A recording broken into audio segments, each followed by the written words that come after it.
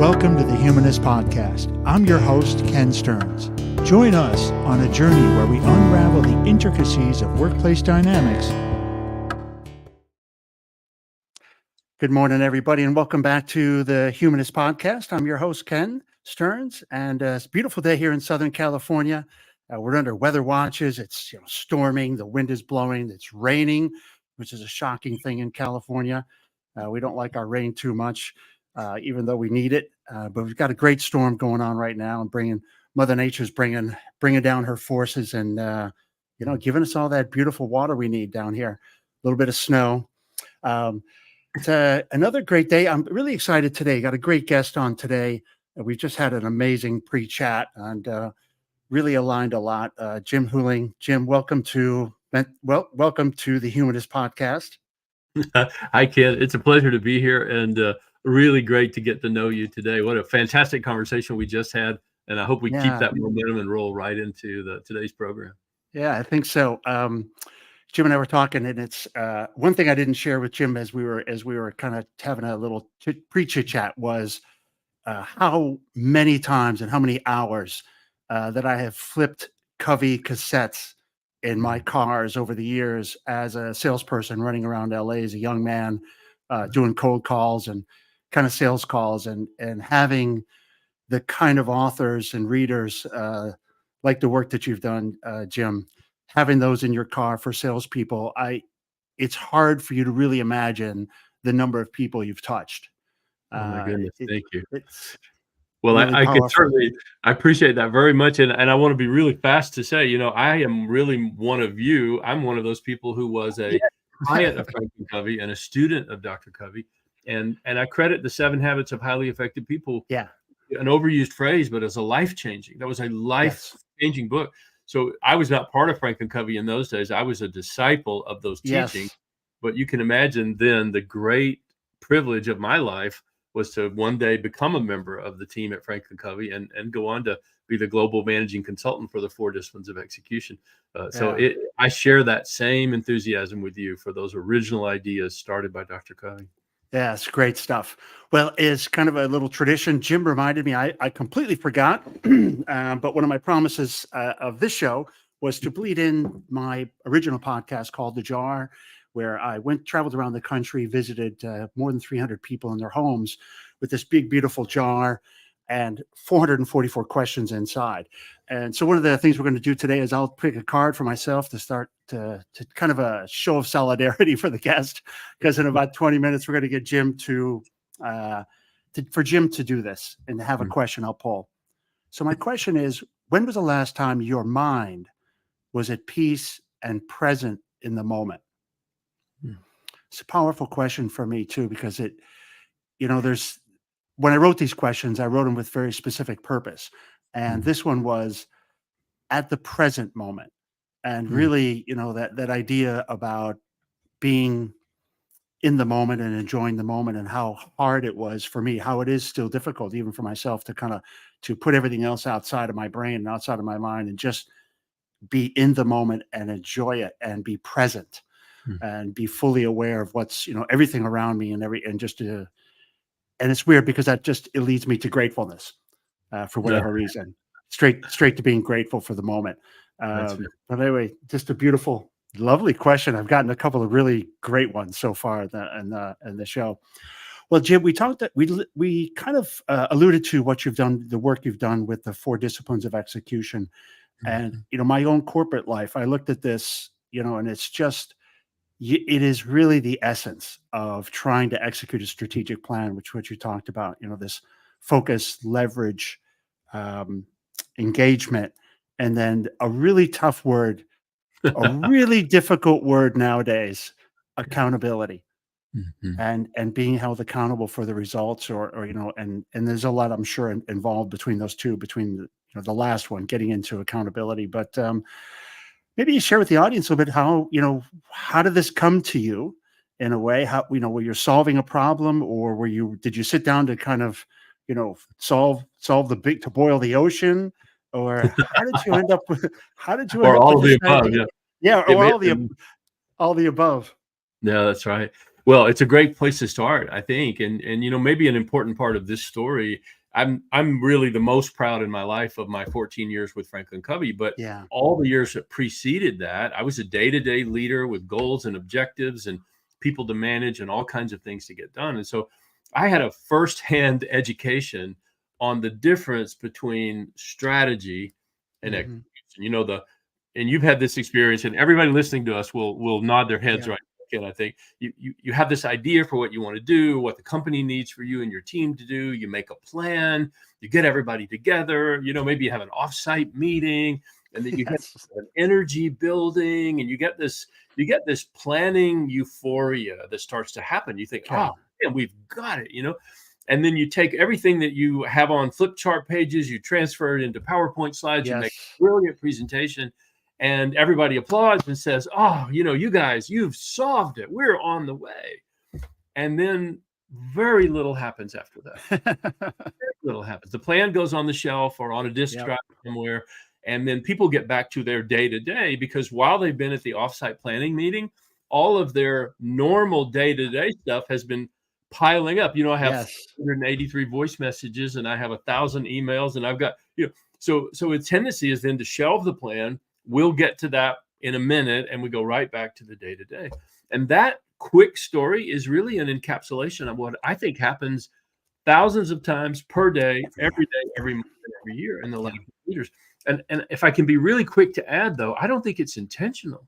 You know, nobody sets out to build a strategy and then abandon the strategy. Nobody No. sets out to do Yeah. that. We all have this vision that we're really, this time, you know, we're really going to do it. It's just that life gets in the way, and the form of life that gets in the way, and Ken, I think you'll love this label, is what we call the whirlwind. The whirlwind is that Oh. unbelievable force spinning all around you, and it's got emails in it, it's got reports that need to be done, it's got files that need to be The created, it's got whirlwind. problems to be solved, you know, and it's just spinning all the time. And if you think of every time you've seen a tornado in a movie, it's like that. Yes. And it has this tendency to just suck us all up into it, where we say, oh my God, I can't think about the new thing at all yet, because I've Yes. got to settle down my current reality, and then I'll come back to it. And then, of course, the challenge is it never settles down. So therefore, we hardly ever come back to it. So the basic issue of the difference between strategy and execution, and being really careful to say, listen, strategy is important. There's no part of that story that takes anything away from strategy. You know, the oldest teaching on planet Earth is, without a vision, the people wander. Well, it's the same thing about strategy. You know, no strategy, no business, no direction. But at the same time, strategy alone won't get the job done. We've got to be able to execute on the strategy we create. Yeah. And what is leverage? Maybe you can explain a little bit about what Yeah, is I'd love leverage to. in there. So for all of your listeners who may be driving their car and eating a sandwich while we're Yeah. having this, while they're listening to us, there are 4 of these disciplines, and Ken has picked the second one. Let's just say them really quick: focus, leverage, engagement, and accountability. If you take the first letter of each of those words, FLEA, it spells flee, which is not a glamorous metaphor, but you know, it'll help you remember if you're driving your car right now. Focus, leverage, engagement, accountability. And you've asked me about the second discipline. So let's Yeah. assume we have a goal. Let's assume that focus means we know the things that matter most that we have to achieve. Clear. Well, Yeah. if you and I can, and I know you'll nod your head, I'm going to watch and see if you do, but I think you will. When I say, the minute you know what the goal is, what's the very next thing you think of?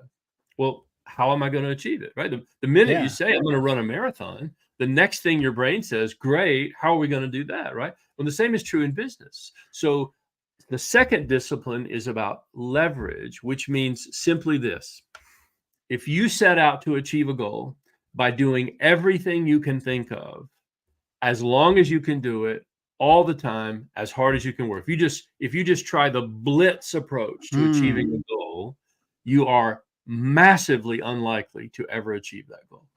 And if you think of it this way, if you spread yourself across enough initiatives, Okay. you've only got enough life force. Let's say you spread yourself across 20 things. We're going to achieve the goal, Ken. We're going to do 20 things different. Okay. Now, first of all, I've still got my day to day. So I don't know where the energy comes for 20 things. I don't know, but let's just say 20 things. Yes. That means I give a piece of myself to 20 things every single week. So I spread myself across this many things. And you don't even have to know math to know the law of diminishing returns just kicked Yeah. into action, right? Because my contribution then to each of the 20 things, by definition, is this big. As I'm holding my fingers, it's so small that two things are inevitable, Ken. One, at the end of a week of trying to attack 20 initiatives, I'm going to be exhausted. And number two, because my contribution to each one was so small, I'm not going to move the needle in any way. I'll be right back where I started, probably by the end of that week. And that is a sad formula that a lot of well-intentioned, hardworking people are running that program almost every day. That's so true. I look at that of how many, when you have this strategy, I was reading through some of the literature, and you talk about, okay, now you've got to break it down. As you were talking about, this comes to the manager, right? This ultimately falls on the managers at some level. And we've told them these are the 10, initiatives. Oh yeah. With a lot of fanfare, and Ken, just to make the story worse, and this story, then we put their performance review across those 20 things. and we put their financial incentives across those 20 things, right? Yes. And the manager's like, okay, I got 20 new things and I got all my old things. How's this supposed to work? Where do I get this time or this energy? And what does happen to a lot of people is they become completely overwhelmed and they start looking for skillful ways to appear that they're working on 20 things when in reality they can really only manage 3 or 4, like most normal human beings could. So I love this idea of the law of diminishing returns. Hopefully we all heard some version of that in high school, although I'm not sure I was listening in high school. But the law of diminishing returns means simply that there comes a point where additional investment actually yields fewer results. Well, that's exactly what most people are living under, but they may not understand that it's a self-created problem. And the self-creation is the absence of the kind of focus. So take a contrast really fast. In the 4 disciplines, we say, if you've chosen the one most important goal that should get the finest energy and talent of your team, and we advocate when you get started, you only pick one just to get yourself in the right zone. Then your question about leverage isn't what are all the things I can do. The question is, what are the fewest things that produce the greatest impact? It's really a version of focus all over again. So it's an inversion. It's right. So if you've got one wildly important goal, which is our terminology, we'll say WIG more than once in this broadcast, then you want to look for 2 or maybe 3 high impact actions that will be the real drivers. And if you just take a simple example, the number one favorite goal of everybody in the world on New Year's Day is to lose weight, right? It's the most popular. Gotta be. I have that goal again this year. I don't know about you. I have it every single year. Well, okay. If you're going to lose weight, there are like 40 things you can do to try to lose weight. You can do a body scan, a blood analysis. You can work with your breathing habits. But where do most people end up? At the 2 things that matter the most. Being aware of how many calories you take in and being aware of how many calories you burn, and making sure that ratio is in the right level, and you work that play until it produces results. Well, we know that from 1,000 years of experience at what helps people lose weight. Nutrition and exercise in some form is what drives that. So we narrow it down. Well, when it comes to business, we don't do that. We have a goal and we say, well, what are we going to do to try to achieve it? Well, we need to do that. We need to do that. Oh, we got to do that. We got to do that. I just read another book. Now we need to do these 3 things from this book. We pile on, and pile on. And eventually you have the very problem we've already talked about. You spread yourself across too many things and your contribution to each one will become insignificant and your results will become invisible. There won't be any results.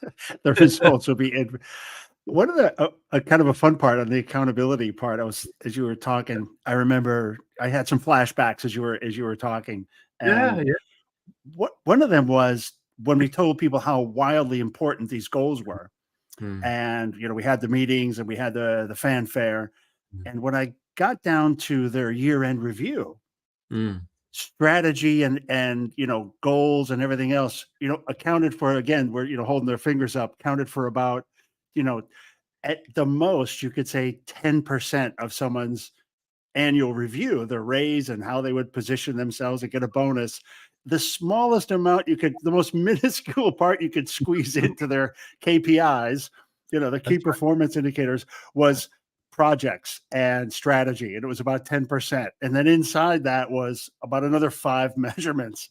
That's right. And so, Yeah, we you tell people, estimate, after working with people all over the world, Kim, we're pretty clear about that.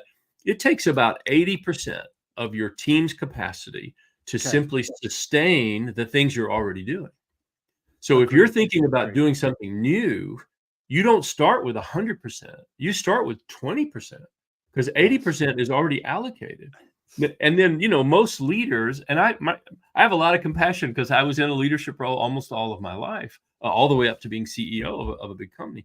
You come out of the box and you say, okay, because of this, we're only going to choose 1 or 2 really important goals for this year. You Yes. feel so inadequate as a leader. Like, do you not have any courage? Do you not have, come on, 2 is all you're going to, but the rationale is, well, yeah, but I've only got 20% at most of capacity. But people fall victim to this. And so then, the average manager gets 10 KPIs a year, 15 KPIs a year. Yes. Hey, can I tell you a true story? I was Crazy. once teaching the 4 disciplines in London to the senior leadership group of one of the most prestigious hotel chains in the history of the world. I'll stop right there because it's a good Okay. story. So I'm teaching this principle, and I just casually asked the audience, all British executives, all the age I am now, frankly, but in their 60s or so, and I Yep. said, well, guys, how many goals do you guys have? And the response from one person, very reserved British, well, Jim, we have a lot of goals. Now that's you give an answer like that to a consultant, we're like, it's catnip. Well, then how many goals do you actually? Clearly, you don't want to say. How many goals do you actually have? True story. Actually have, yeah. We have 197 goals, Jim. This is my British accent. Oh my 197 goals. I was so unprofessional in this moment, my jaw dropped, right? And then couldn't hold it. Yeah. My single most unprofessional moment of my career. I literally said back, 197 goals. How do you achieve them all? True story, hand to heart. Here's what the gentleman said. We don't achieve them. We only talk about them. So that's the problem. When you have too many goals, you won't achieve them. You'll just spend all your time just talking about them. That is the fun. That's priceless. That's a good story. It's true That story. We don't do them. We just talk. We just talk about them all the time. As a matter of fact. So it is what you said. It's a dilemma. And the antidote to that problem is so simple. Decide what matters most. Yeah. That's number 1. Number 2, identify the few things that have the greatest impact on that goal. That's number 2. Yes. Find a way to make your team feel personally engaged in the achievement of that goal. Make it something that matters, not just another goal. That's number 3.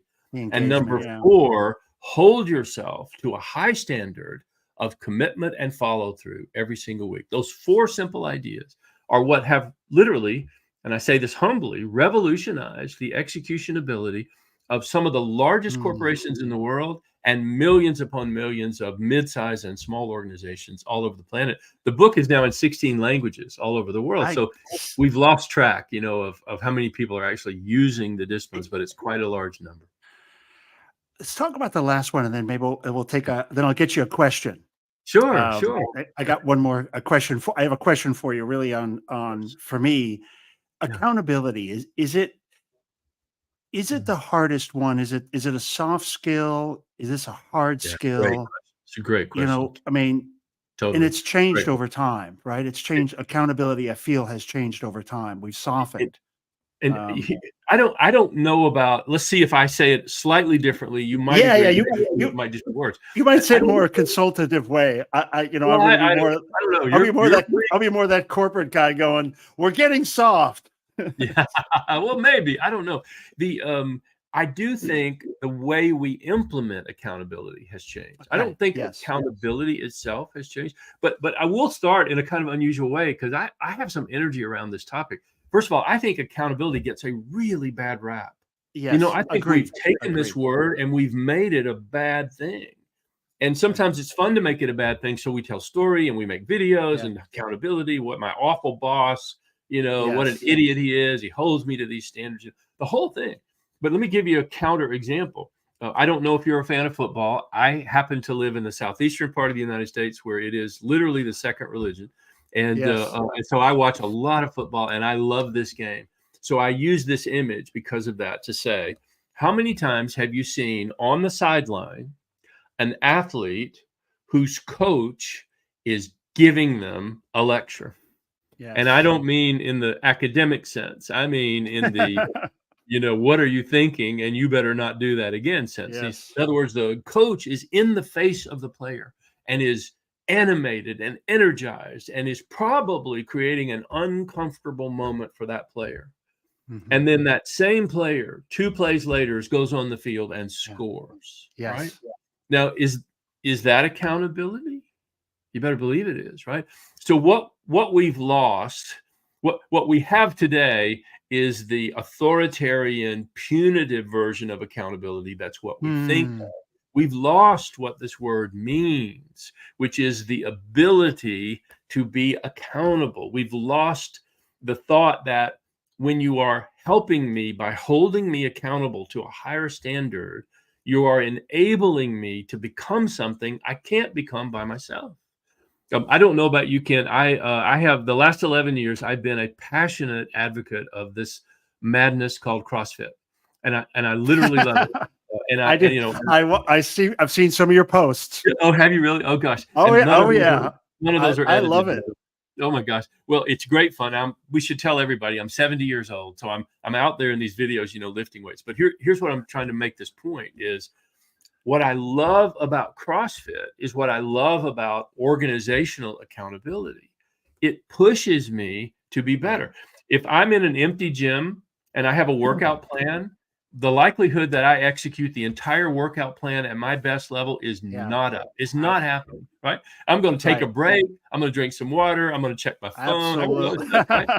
But when my coach is standing there saying, "Let's get going, Jim," which he has a tendency to do in colorful Looking at the language, watch. Yeah. looking at the watch, Absolutely. yeah.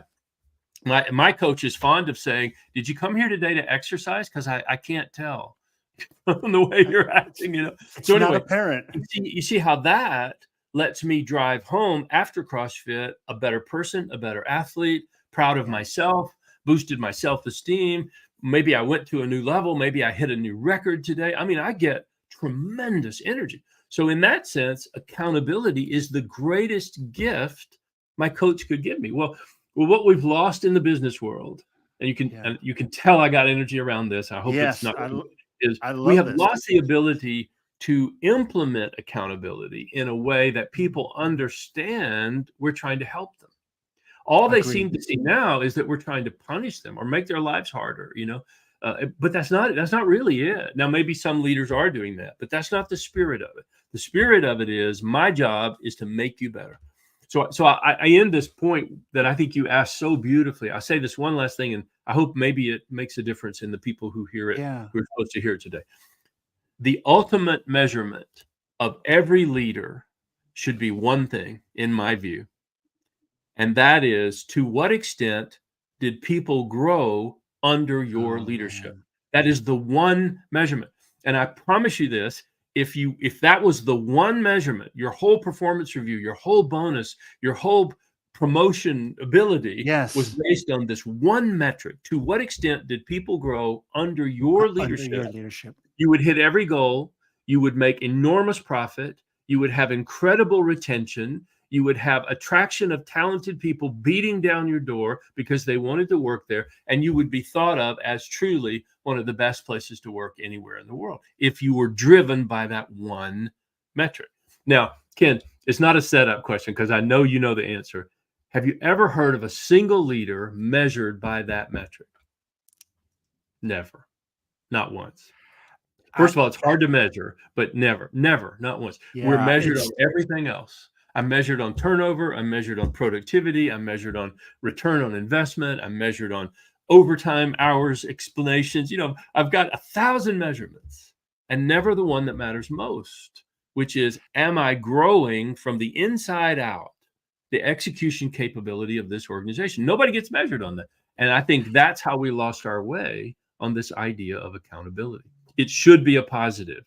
We should it be should able be to it, say, it boss, should thank you. Thank you. I got it. I know what you're saying. I will do that differently this next time. I can't wait to get started. You just gave me some advice that will last the rest of my career. be. Thank you. You made me better today. Thank you. That's Yeah, what you made me. accountability should be like. And we've lost I that. feel like you just described flourishing. Yeah. I really do. Like, what does a flourishing organization look like? And it looks like a place where, you don't need to be measured on those other KPIs, because if you focus on what's important, the rest will get done. That's right. Focus on the person, enabling those people to grow and to be the best Mhm. staff at whatever role they have. Now, someone to reach into the jar and get Jim a question. Yeah. Well, if you So do one that, of the can I say one thing before you do and if you did that, that was brilliantly said. If you did that, you would not only achieve your results and be enormously yes. successful, you would create a legacy of people that Oh, you would see 5, 10, 20 years later who would say, thank you, but Ken. I grew under your leadership because of yeah. your leadership. And I wasn't always happy about it, Ken, but when you pushed me, you Yes, made me yes. better. And I I, am now the senior vice president of this entire corporation, and I wouldn't be here without you. That's what you create when you're willing to use accountability in that way, yeah. not in a just beat people down way.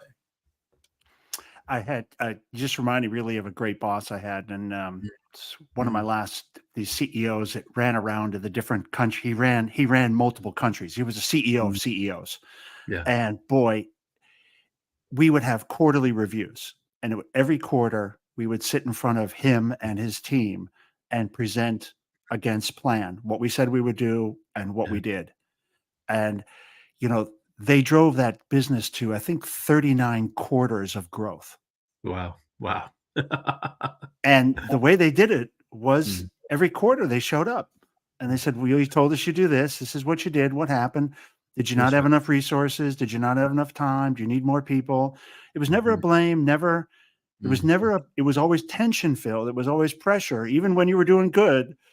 because you are accountable across a lot of things and you don't always hit Love everything. that. I love And that. But the context of what you're describing is we're here to help you get better. yeah, It's not that and you're not that we don't care no, if you fail. We do care. We need to understand why. We need to do whatever's necessary for it not to happen again.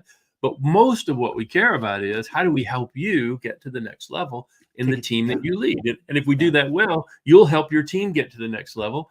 And 5 years from absolutely, now, you won't be there. Another person will be in charge, and they'll help their team get to the next level. That's how companies grow stronger from the inside yeah. out, as opposed to all this outside in pressure that we have today. Inside out growth is the only sustainable, lasting way of growing a team or an organization. those Some of those young executives, 2 organizations I worked with, AIG and Prudential UK, Mm. and Asia insurance management is filled with the people that grew up under those kind of disciplines. Wow, wow. It's being run by people What a that legacy. this gentleman sat and basically ran Yeah, around for, yeah. how many years, and And even if he's retired, his legacy is living on, oh, it's which is totally the living on. greatest. Isn't that the greatest outcome is to build something that will outlast you. It's The greatest outcome is not to hit some mark this year. We have to do oh, that, and that's the price of being in the role. But the greatest legacy is building something that on the day we step away, it continues on without a hitch. yeah, Nothing to just yeah. continues right up, pluck us right out of there. And what we've built is so strong, so well ingrained that people just carry right on with the mission and the purpose of the organization. used to be one of my lines when I'd get sent to a country and have a role there for a while. And I always said that, I would tell the team, my main job, my number one job is to fire myself. That's right. That's right. It is Should be should that the ultimate goal of every teacher, of every leader, is to enable the student or the disciple or whatever the language is yes. to find the teacher one day unnecessary, not I, unappreciated, but unnecessary. yeah, it's time to move on. My work is done here because you guys got that. You have this. Right. You That's right. have this. Okay, Jim, here's your question. And this is really Okay. interesting because this is an interesting one. Mm. Because basically what we talked about and energy being part of the conversation, Yes. an Yes. underlying part of what we just talked about is karma and energy. Oh, wow. You have some great questions in that jar. No wonder So, that's been such a successful technique for you. Well, I happen to love this question. You don't know this about me. I have a long history in the martial arts, and so oh, the I phrase didn't know karma, the that. idea around karma, yeah, is a really familiar term for me. But let's start with a really simple thought because Okay. this is a great word. So first of all, we use the word karma. That's an Asian-oriented word, but frankly, everybody in the world has been exposed to the idea of karma. If Yes. you're from certain set of beliefs, you've heard the phrase "as you sow, so shall you reap." If you're in the modern day, you've heard people say, "What goes around comes around."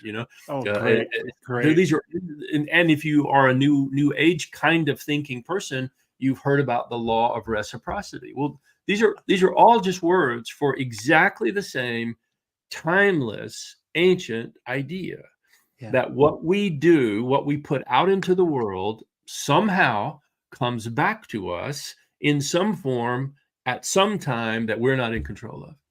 So the Yes. simple idea of this is if I orient my life every single day to simply giving in the best way I can with the talents and the tools and the resources I have at my disposal, and my purpose in that giving is not self-serving, Uh, it's to enable and assist all the people around me.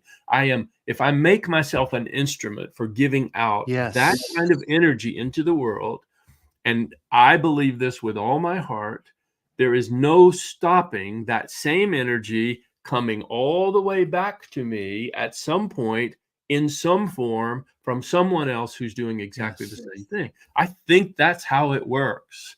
Now let's be really quick to say, of course, it works the other way too. If I'm putting out selfishness and vindictiveness and revengeful Mm, ideas and I'm harming other people for my own betterment, if I'm using my talents and my energy in that way, and I'm not passing judgment on anybody, I'm just yeah. stating it as a fact, then you can also expect that very thing to come back. And even Mm, the people I coach, Ken, will sometimes will say, I can't believe this happened to me. How did this happen to me? And sometimes, if we look hard enough, we can trace the chain of events back, and the person will say, oh my gosh, I did this exact thing to someone else at some point. So I'm not trying to make it like a court of law where the jury's in and we're weighing all the evidence. yes. Taken as a principle, if we focus our energy and our lives on giving out the things that are life affirming, that are life enhancing, that Mm, help people who are in need, that live by principles that are true, we keep putting out those things into the world. I believe inexorably those things come back to us. And in my personal belief, at exactly the moment we need them, in exactly the oh, form wow. which serves us the best. I think that's how life works. So that for me is the idea, a rich idea in my life of this, the word karma. I love the idea that it's exactly at the moment you need it because that's the energy, like the frequency matches, the Yeah, energy matches, yeah. and it comes at the right time. That's right. And you have to have faith in that, of course, right? And it's Yeah. not I give you $5 drops on the street Yes. for me today. We're not trying to say that, but we're saying in the big circle of life, this Uh, idea of giving and receiving, universal reciprocity, balanced scales of energy. I believe in that with all my heart. I live my whole life around that idea. I do. One of my favorite sayings is the universe hates an imbalance. Mm, mm. And, it is one giant math equation and it's always solving to absolute Yeah, zero. sure. Um, so anytime you're putting something on this side, there's got to be an equal and opposite balance to that. I love that. I skipped the day we had math at my high school, but but I really do believe in the philosophy of what you're saying. And I think I think that's so simple. You know, if people listening to you and me today, or for whatever few minutes they had for this wonderful podcast, if they just took away that idea, it's sort of like, have you heard about, there are places in the mountains, I've been told, where if you speak a word, the vibrancy is so strong that it will echo off of a mountain and come right back to you. So, and I've read about this. I'm sorry that in this moment I can't, but there are many places on earth where you can speak in a normal voice, and in a few seconds you will hear what you said come right back to you. Well, that's a beautiful illustration to me of the law of karma, right? So if I shout out peace, joy, abundance, happiness, truth, fulfillment, kindness, compassion, if I'm shouting those out to the mountain all day long, what do you think's coming back? Yeah. Peace, abundance, joy, compassion, right? And if I'm shouting out the other kinds of thoughts, then those are what come back to me as well. But I think that is a key element of this whole idea around karma, or the law of reciprocity, or whatever version you like. You know, I think it's a profound truth and a wonderful guiding principle for the creation of a great life. It's always a good thing to keep in your thoughts. Sure. We talked before we started about what's next for you. And it's funny, as you were describing, you know, as you look back at what's the evolution of this idea, and what parts, you know, do you want to tie it all together with? And as you were telling me the next part of you know, your next book and how it's going to work with the four disciplines, I think it's interesting that as you're describing it, it really comes back to flourishing in a way, and how there's some tie-in to this idea that once you have purpose in life, right? And if you're living in that purpose and you're executing in that, you know, you're living that and you're actually doing it and achieving it, and, you know, really living it, because it's unfolding. You know, I'd argue you're in a great state. You're in a flourishing kind of environment, and you know, I think, just to take it a little bit further, not to spoil where you're going to go with it, but you know, I think in corporations, I think these ideas of how we get measured will change over time, and I think this flourishing concept, because if you're focused on that, everything else which we talked about before, everything else happens already. Yeah, I mean, you can't help but imagine, if you think about the last 100 years, let's just say in the United States, we might apply it to all the world, I don't know, but let's just say that for the moment, there's been a huge emphasis on the utilization of an employee as an expense, as a machine, as a production unit, and getting all out of that production unit that we can. Often without a lot of care for the repair and maintenance and well-being of the asset itself, you know. And then we have the Great Resignation, which was a full-fledged swing all the other way, of millions upon millions of people saying, this is not what I want. This is not the life I want. You're not the boss I want. This is not the kind of job, you know, of which they were largely totally entitled, in my view, to say, right? Absolutely. Now, the old pendulum was too far in one direction. Perhaps the new pendulum went too far in its other direction. I don't know. It's a big idea. But somewhere in between that, I think, is this search for, how can I be a valued member of an engaged team of people doing something that's truly meaningful? And I think fundamentally that's what everybody wants. That's what everybody is searching for. Maybe if we find it in different ways, you know. So in a sense, I hope I can say this well. I'm a little emotional when I say it. You know, I will forever be grateful of the work I was able to do with a great team of brilliant people around the four disciplines of execution. That'll always be a landmark part of my life, and I'm happy and grateful for the millions upon millions of people who've been helped by those simple ideas captured in that book. It's wonderful. As I sit here today in what you said earlier, the third act of my life, my career, 70 years old now this year, to say, well, what have I not done, or what's left, or what calls to me next? It's the idea that while the work around execution was incredibly powerful and valuable, it was missing a big element. And the big element is execution is most valuable when it is applied toward a goal with meaning. You know, So, so you think about all the companies all over the world, we tell people to go achieve something, and we fundamentally tell them to go achieve it because we told them to. We don't even care if they see the value in it. We don't care if they yeah. have any meaning. We don't care if they think there's a sense of purpose. This is the job that needs to get done, and that's what we pay you to do. So go get busy. Well, if you took that, you first of all, if you say it that way, you're like, is there a worse way to run an organization? I don't know. Maybe, but that's a pretty bad one, isn't it? But Yeah, what if that's you took all that sophisticated, powerful ideas around how to execute and you applied them towards something where every single person said, what I'm doing matters.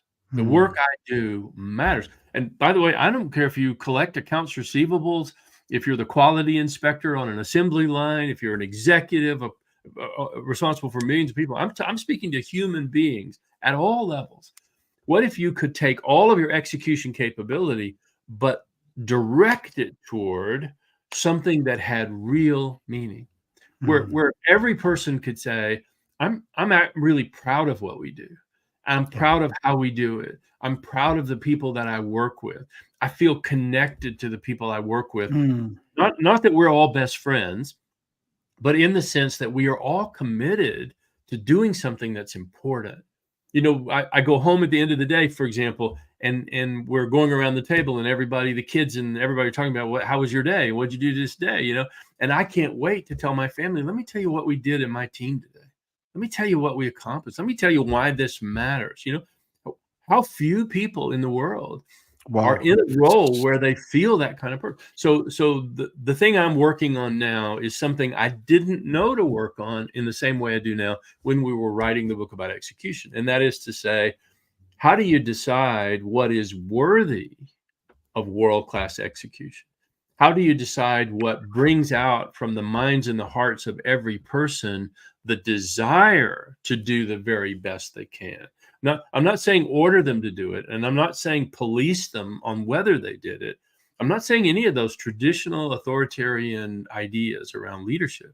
I'm saying how do you architect a focal point for your execution that people want to work on? It's like the difference. I don't know if you've said it this way. I bet you have, Ken. The difference between compliance and commitment. You Yeah. can lead a team of people, and you can make them scared enough that they'll do anything you ask them to do because it's their job, and they need their job, and they Yes. want And they their need job, the job. right, and they need their benefits. Everything comes into play. So you frighten them enough, they'll do anything you tell them to do. Right? That's what we call compliance-based leadership. And compliance-based leadership is dangerous because it's so easy. It's almost effortless. People are scared all the time. When you say, I need that on my desk by 8 o'clock tomorrow morning, and it's already 7 o'clock at night, the person says, absolutely, boss, no problem. It'll be there, because It'll they're be so there. scared to say anything else. Well, when you lead a team in a compliance-based way, you will get results. But the problem is you will only get what you told them to do. In other words, they'll do anything you tell them to do. But the problem is they will only do Only. what you told them to do, right? Yeah. And if you go to the next level and you can engage them, you can say, here's why this matters. You can also say, what do you think about this? And does this inspire you? And are we working on the right things? If you can, Dr. Covey used to say, no involvement, no commitment. And he's so right. If you Oh, lead man. in a different way, you can engage people, then they will go from compliance up to commitment. And committed people can do Oh, anything. Committed people can do anything, right? But they need a purpose. They need to yes. align to something that matters, and then they need the tools of execution. That is the perfect formula for doing something extraordinary in my view today, as you and I are having this conversation. Hey, as soon as you get commitment, then people start thinking for themselves. Of course, of course. You know, in the typical organization, the boss comes in the morning and says, "I had a great idea last night." Oh, In an oh my God. yeah, Everybody just goes, "Oh yeah. God." No, no. Yeah. The worst thing people used to do when I say, "Hey, I just read a new book," and they would all go, "Oh gosh. Oh, Oh no, jeez. no, I don't know." But so in an old organization or in the classic way, the boss comes in and says, "I've got a great new idea." Yes. In the new organization, the people come in and say, "Hey, boss, we've got a great idea." And the difference between those two scenarios is all the difference in the world in terms Oh, of productivity and contribution, but also in the attraction and retention of talent, which is a key. I coach a whole bunch of CEOs now, and every single one of them is worried about attracting talent and keeping talent because they know the whole future depends on their ability to do it. Well, what you and I are talking about today is the simplest way in the world to do it. Give people a sense of involvement, and they will, and if it's a purpose-based initiative, yes. they will become committed. It's not hard. It's not, I should say, it's not complicated. It just takes It effort and might be hard, intentionality though. in how you do it. It Yeah. might Might be actually be hard for some hard people. Right. for some Right. people. Yeah, again, this is that allowing people to flourish and to Mhm. be everything at the work, not just a robot, not just a tool or a machine part, That's right. but really engaging that whole purpose, the whole person. I believe Um, it, Ken. I believe that. I truly believe that. In fact, you know, I many times have said, and you tell me what you think about this. I might be wrong. This is my personal opinion, that every single employee in every single company is constantly asking two questions all the time, every day, no matter where they are. okay. They're always asking two questions. Am I doing something that matters? And does anybody care? Ouch. Now, if you boil This, that down, leadership to, am I doing something that matters? And does anybody even care? Do I work for somebody who cares? Do I work for a company who cares? Do my teammates care? Do we care?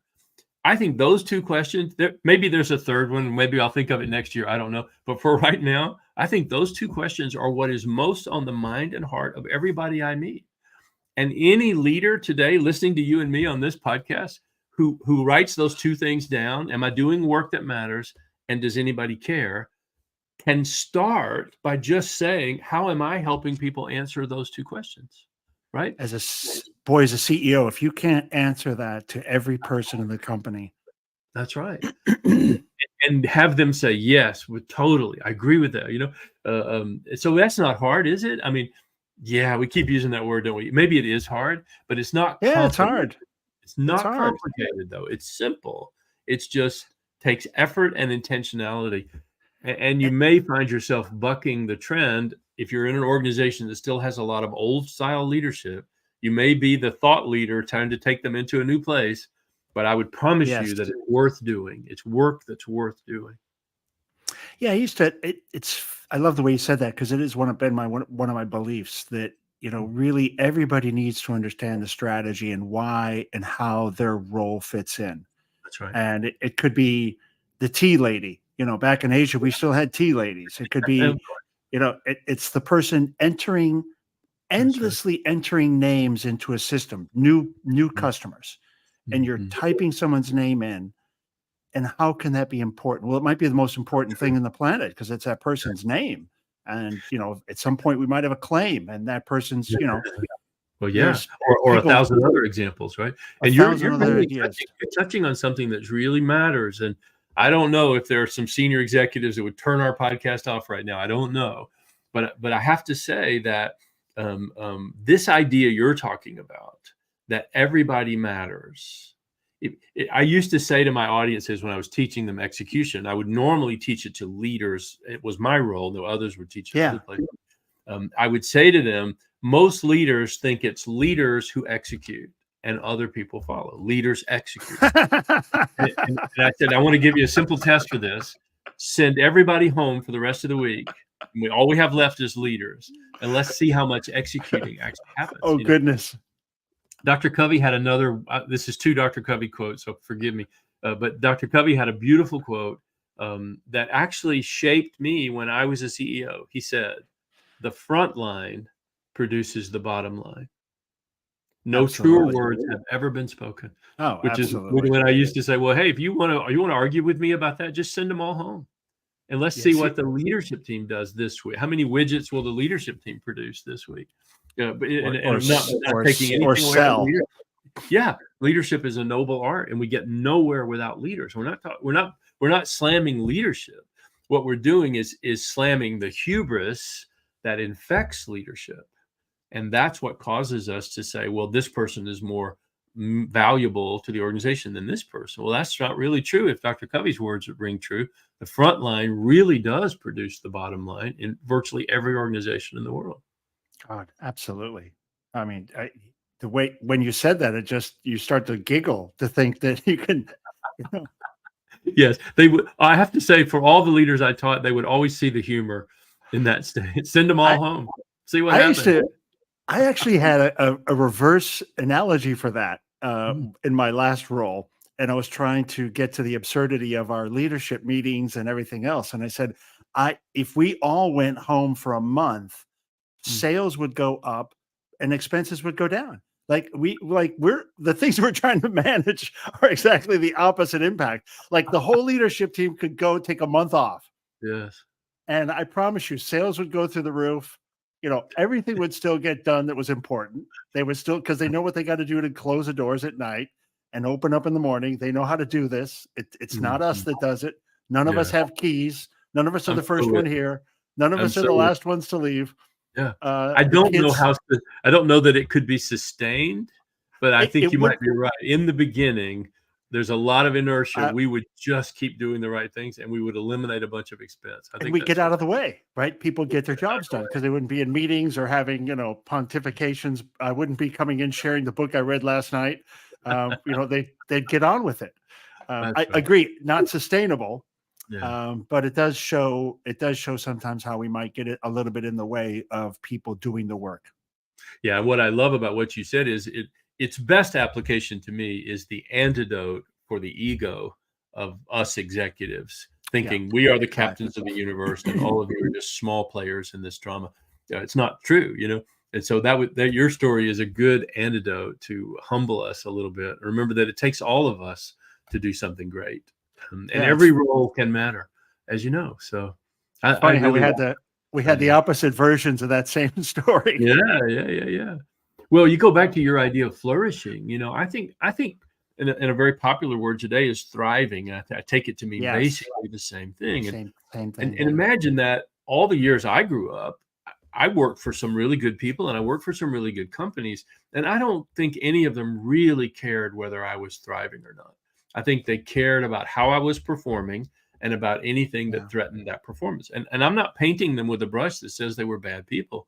They were following in the primary thought stream of the day, you know. But I just don't think they did. Well, I think now the most talented people are in search of an organization committed to their growth, not just the company's growth, to their thriving, not just the company thriving. You know, I think talented mm, people who have choices in life are a little bit like heat-seeking missiles. You know, they're scanning the horizon to say, where is that organization where I can work hard, I can make a contribution, but I'm in an environment that cares as much about my well-being as my contribution. knowing that the two are inextricably linked. Sure. And sure, is there anyone left in the world who doesn't understand those two things are I connected nowadays? I don't know, but hopefully not. Hopefully, I but think that that is is maybe behind that great resignation was Mhm. that imbalance, right? So people Of did course. just, I'm going to disassociate with people who aren't Mhm. aligned with my own purpose, my own sense of self and who I am.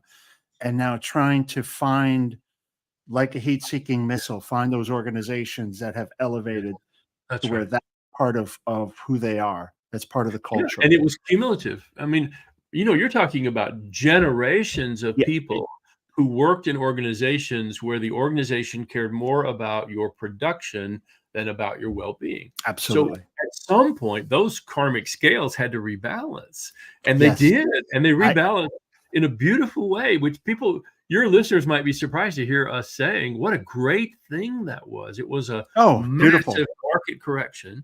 Now, are there cases where we're now too far? Like nobody wants to have a Uh, goal, or nobody thinks ab- they should be accountable, Yeah, maybe so. But let me tell you, the pendulum never stops in the middle. It's always swinging back and forth, trying to find its center. And we'll sort this out over Interesting. time. We're going to It'll find sort the itself right out. place, of course. And you I know think how it this will year. do it. Sorry, you know how it I will think do it. yeah. Matt. Going on too long. The what will happen, I think, is that talented people will tip the scales. The competition for talent is going to be a forcing function for Interesting. leaders and organizations to lead in a different way, because the people who Interesting. will, the different cultures, a different environment, all Yes. based on the things we talked about today, the talented people are going to say, well, given a choice, I'd rather work there. Wouldn't you? You know, and the more that happens, the more you're going to see a market separation because of the absence of talent in other organizations. And then maybe that turns into a wake-up call that gets them to say, maybe we should be leading in a different way. I hope so. We have to lead in a different way. Jim, it's an awesome conversation. Let's get to our jar question for you. Awesome. Chit chat on this a little bit, and then we'll kind of find a nice kind of some closing thoughts. This one's again for you. Yeah. Oh boy, I dare to say you may know the answer to this one. Oh. Do you roll over the difficult parts in life, or do they roll over you?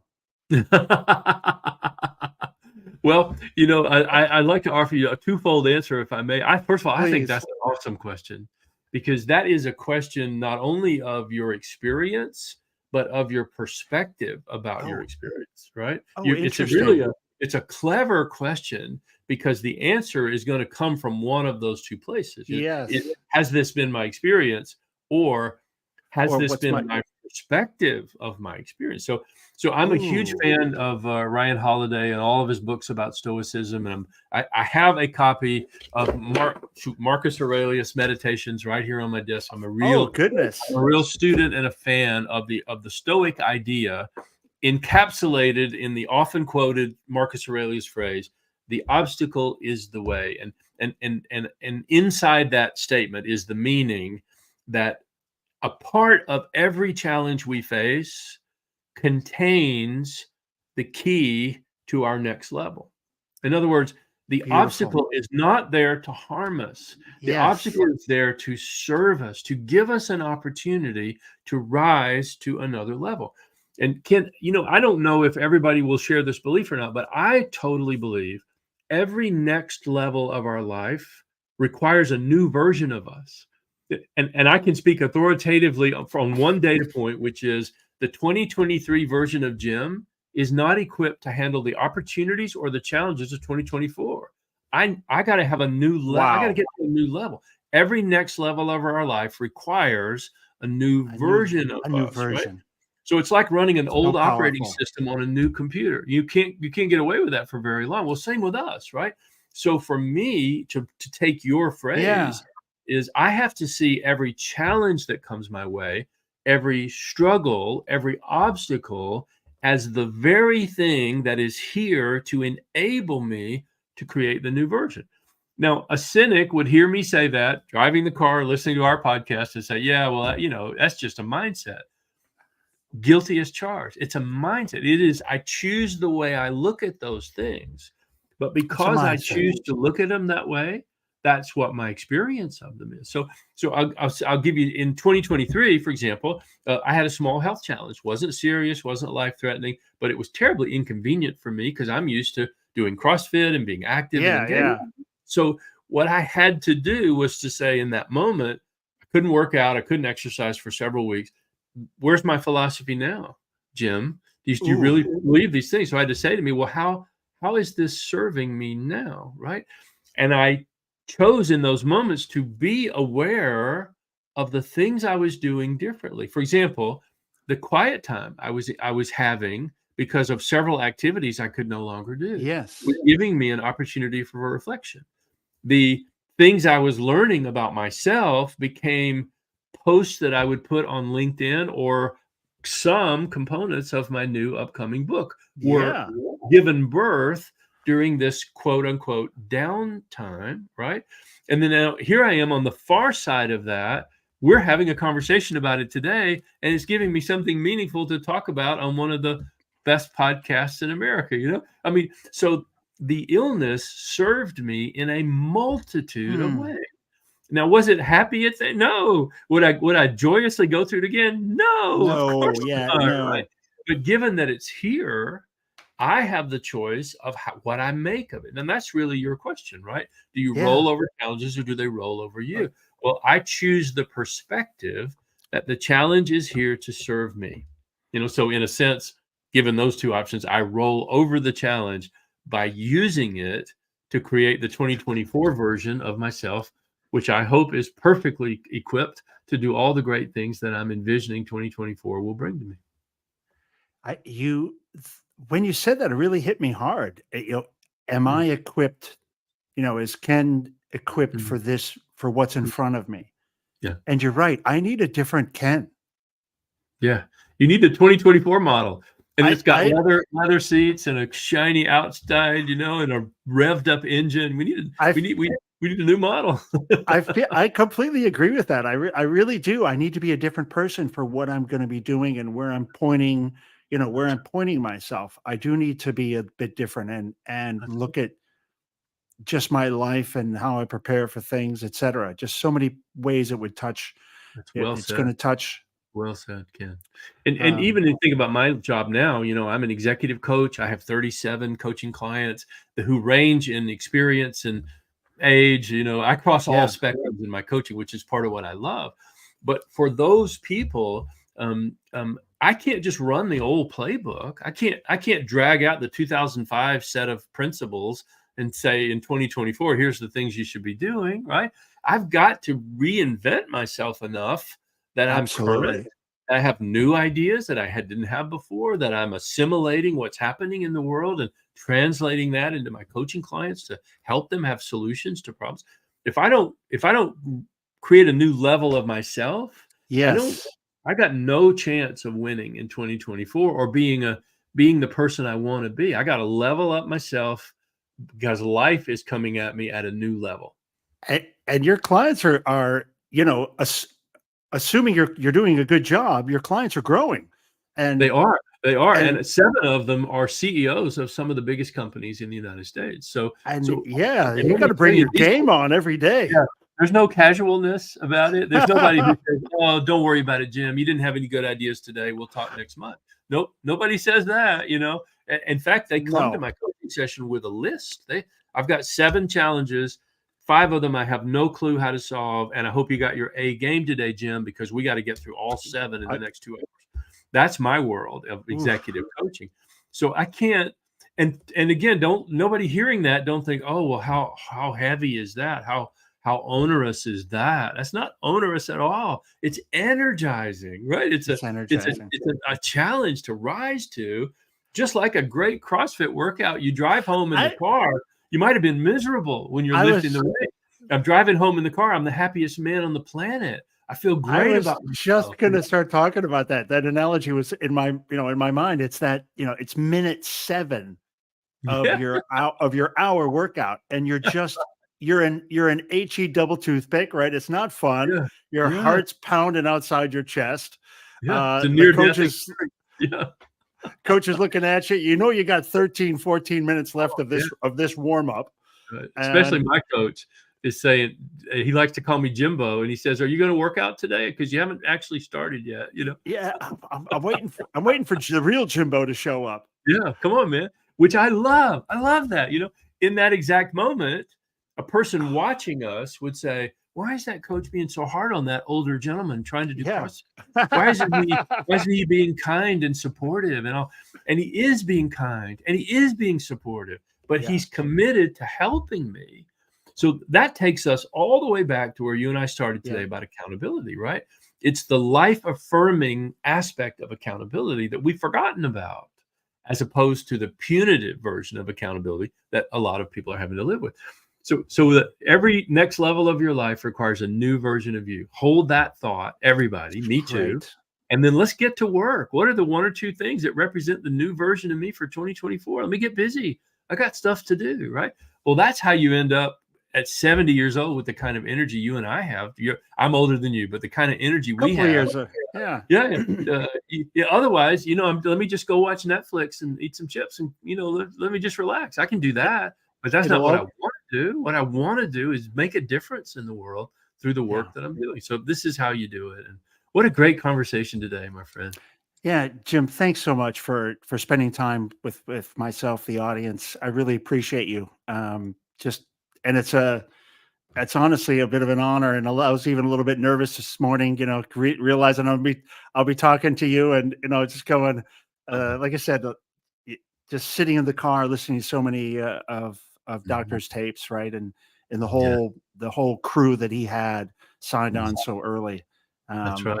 That's what a right. blessing And for you to be part I'm of sure that. he's smiling somewhere today, and with all the love and affection I have for him and for everybody at Franklin Covey, and frankly for every teacher and guide and helpful boss I've had my whole life. Yeah. We are all a product of thousands of people contributing to us in big and Oh, small ways.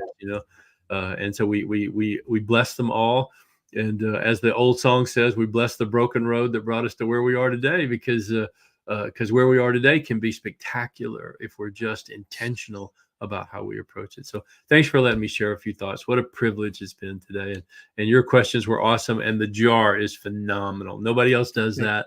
That's a thank you, beautiful Jim. thing. And I'll carry that with me for a long time. And someday you'll have to invite me back, and it'll be a pleasure to have a second Yeah, and conversation. someday we'll get a chance to have a coffee together at some point, Beautiful. Jim. Beautiful. Great again. Thanks everybody for listening and supporting the Humanists. Great, great start to the year. It's a great start to these episodes. Really talking about, what is it like to bring that whole person into the office, and what does leadership look like around that? And I think we covered some of those spots today, and some of the most important bits. Jim, thanks again. Thanks everybody so much. Jim, hang on for 30 seconds. Welcome to the Humanist Podcast. I'm your host, Ken Stearns.